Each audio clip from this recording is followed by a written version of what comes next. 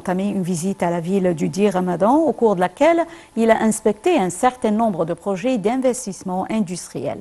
Le Premier ministre a également inspecté l'usine japonaise Sumitomo pour la fabrication de tresses et des véhicules électriques. Un commentaire.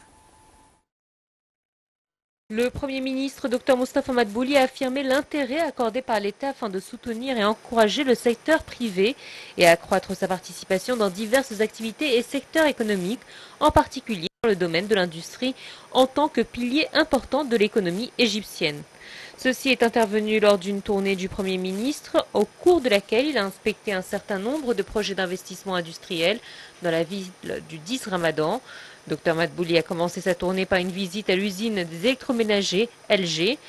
Au cours de la visite, le Premier ministre a réitéré la nécessité de poursuivre les efforts des différentes agences étatiques concernées pour créer un climat propice et attractif pour les investissements dans divers secteurs, avec un suivi continu de la communauté, des hommes d'affaires et des investisseurs pour faire face immédiatement à tous les défis auxquels leur travail peut être confronté.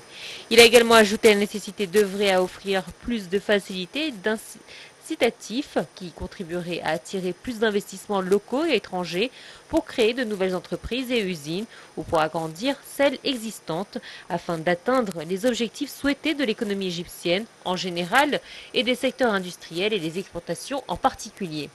Le Premier ministre a également inspecté l'usine japonaise Sumitomo pour la fabrication de tresses des véhicules électriques, qui est la plus grande usine de l'entreprise au monde, car elle est construite sur une superficie de 150 000 m². Il est prévu de commencer à exporter ces produits au cours du premier semestre de l'année prochaine et il fournira environ 10 000 opportunités d'emploi.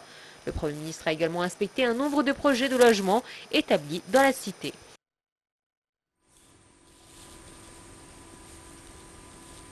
Et le Premier ministre japonais Fumio Kishida est attendu au Caire dans le cadre de sa première tournée au Proche-Orient et en Afrique.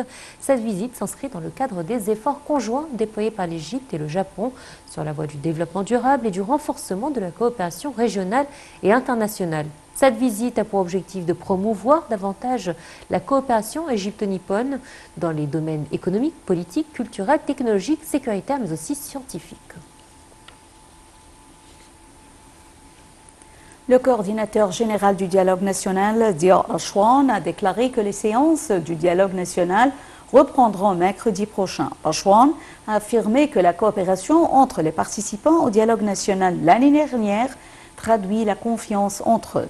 Le conseil d'administration du dialogue national est composé de 19 membres représentant les différentes catégories de la population égyptienne sans exclusion, en plus du chef du secrétariat technique et du coordinateur général, tous choisis par consensus. Ashwan a remercié tous ceux qui ont annoncé leur volonté de prendre part au dialogue et tous ceux qui ont contribué au succès des précédentes séances.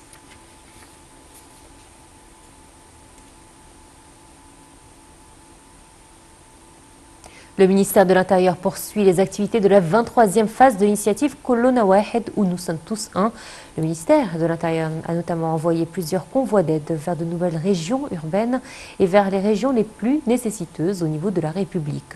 À noter que la 23e phase de cette initiative fournira toutes sortes de biens à prix réduit jusqu'à 60%.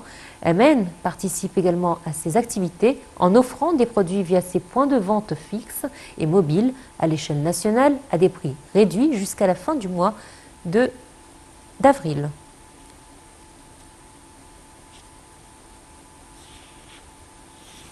Le ministre des Affaires étrangères, Samar Choukri, a reçu un appel téléphonique du ministre des Affaires étrangères par intérim du Soudan du Sud, Deng Do, pour discuter de la crise actuelle au Soudan.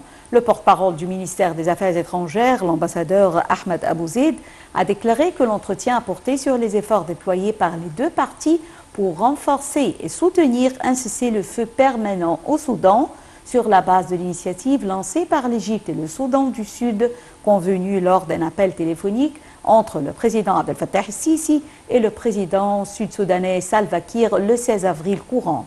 L'Égypte et le Soudan du Sud figurent parmi les pays les plus touchés par le conflit en cours au Soudan, notamment à la lumière des grandes frontières communes entre les deux pays et le Soudan. Chokri a noté que l'intérêt du peuple soudanais demeure la principale préoccupation et l'objectif attendu des efforts des deux pays. Les deux parties ont convenu d'intensifier la communication et la coordination au cours de la prochaine période. Allez, on va parler du Soudan à présent et dans le cadre de la poursuite du processus d'évacuation des ressortissants égyptiens du Soudan, le ministère des Affaires étrangères a annoncé la modification des points de rassemblement et d'évacuation pour les citoyens souhaitant le retour en Égypte. La modification inclut les points consulaires généraux de la République arabe d'Égypte à Port-Soudan pour l'évacuation par voie maritime, tandis que l'évacuation terrestre comprend la direction vers les points de passage de Castal et d'Arkin.